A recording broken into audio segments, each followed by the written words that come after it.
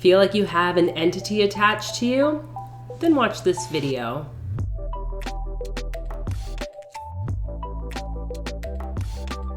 Welcome to the channel, everyone. My name's Fola, and here on Deep Mind Squared, we talk all things bridging mental wellness and spirituality for nurses. As some of you might have seen in a previous video, I've talked about some of the work that I do around compassionate depossession and entity removal.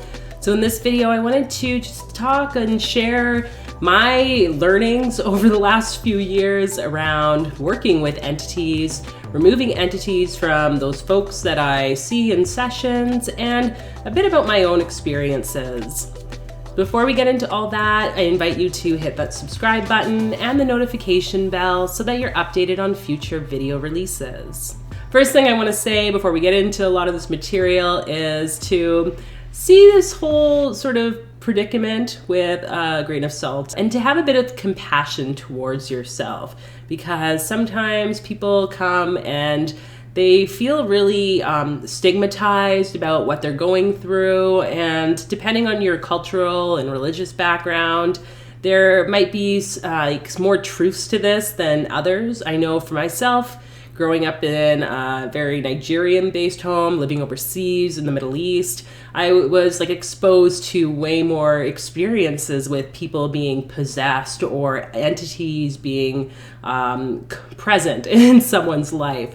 Whereas I know here in Canada, Western society doesn't really see it that same way. Many Indigenous peoples do, but mostly European Western folks might not really have this sort of perspective. And it doesn't mean that every situation, every diagnosis, whether it's physical, medical concerns, or a mental health concern, or even addictions, doesn't mean it's all entity related. There needs to be a proper assessment and different approaches in terms of supporting someone before you just dive right into depossession work. So what exactly is an entity? There are different thoughts about this, different kind of concepts around what these beings might be.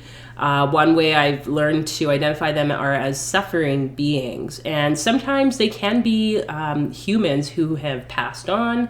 So they're kind of lingering and somehow are called in by a living human or attached to a living human through a variety of ways. For instance, when it comes to addiction, sometimes, not always, there can be an entity attached from even an ancestral lineage piece. Someone maybe has had an experience under the influence and opened themselves energetically to other beings to come in. And these entities then enjoy indulging in some of the substances, whether it's alcohol or other drugs, so that they can still get their fill because maybe they have this addiction. And what happens is then the individual in the living world continues to live their life with this kind of obsession with wanting to consume the substance. There are also other ways in which entities can attach and different ways in which they've come about. Sometimes they might be sent to a person, who knows how that happens, curses and all this sorts of spell work. Or they might even be a non-human entity. We have demons and sort of darker influenced experiences that can come about, which oftentimes have a bit more of an intense connection with the living human. And then there's lots of other non-human forms that, I could probably list 1,000 different things. Let's just put it that anything and everything is possible. I know for myself, when I went to go and do the compassionate depossession training, I wasn't going in with the expectation that I was going to be cleared of any entities. I'm sure I've got something because it seems like everyone probably does. And other people that had come to the training, you could tell they for sure, they were there specifically for clearing something in their life. So when I was going through the whole process, which I think I shared in my other video about compassionate depossession, it was really quite eye-opening to realize this entity that was attached to me, I had let in during a pretty traumatic experience. And it was basically a void, spaceless sort of being that I had connected to throughout my life. And so they're not always this creepy demon thing. I think majority of the times when I'm working with folks, it's not at all like that. It's just this different way of approaching, dare I even say, what I think is like the parts therapy or internal family systems. So how do you know if there is an entity attached? I think most of the people that come to see me, they have an idea that something is happening for them. They feel like they let something in or something attached at some point. Especially folks who have gone through addiction issues, they get this sense that like they just can't seem to clear and move through whatever was going on. And so they are considering some other ways to support themselves. Some people have experiences in their day-to-day life that are just completely unexplainable. You know, like they know there's things in their home, they have bizarre occurrences happening around them anywhere and everywhere that they go, and they're just sick and tired of these sort of supernatural experiences. So if that's happening for you, maybe there's something there that's worth looking at, or at least doing like a house cleansing. Also, I truly believe that a lot of physical, medical sort of concerns, as well as psychiatric with addictions, mental health, are oftentimes connected to some form of entity attachment. Again, like when we talk about entities, like I'm still kind of in this place where, are these really full like beings, or are they thought forms? I mean, if we think about it, we're all technically just thought forms, like something thought about us and then we were created. And these like not necessarily visible unless you see them, which is a possibility too. Like these energies are sort of like created through some form. And so there is option here for us to explore some of these ideas that maybe someone's physical ailments, like they have chronic issues with pain or something else is going on for them, there is a potential that that could be related to an entity. And so going through and releasing any attachments between this living human and whatever this being is, then that can support with clearing out whatever those medical and psychiatric concerns are. This is not like medical information for anyone, so you have to use your discernment. I personally think that's a benefit for us to kind of mix and mash like all the modalities in some way and find something that works for each of us individually.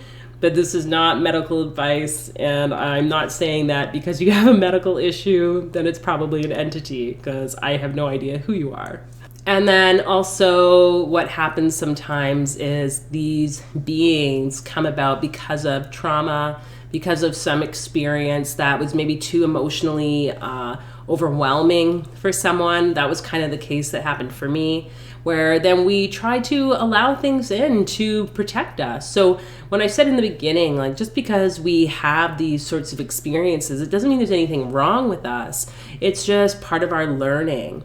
And, you know, as much as we might want to shift out of some of that pain and live life, like we talk about this need for more sovereignty, more power, that is truly the ultimate goal for both the living human and this suffering being.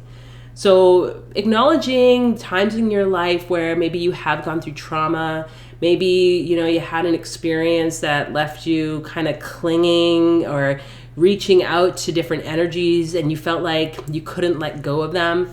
Maybe there have been times where you're using excessive amounts of alcohol or different substances. And I mean, this is my belief too. It's like those things open our energy field significantly. And if we're not really grounded and prepared, then we can let things in without knowing. And not all those things are going to be malicious, obviously. I think it's oftentimes that people can like coexist with these sort of beings, and you just start to live your life as though like, oh, this is normal.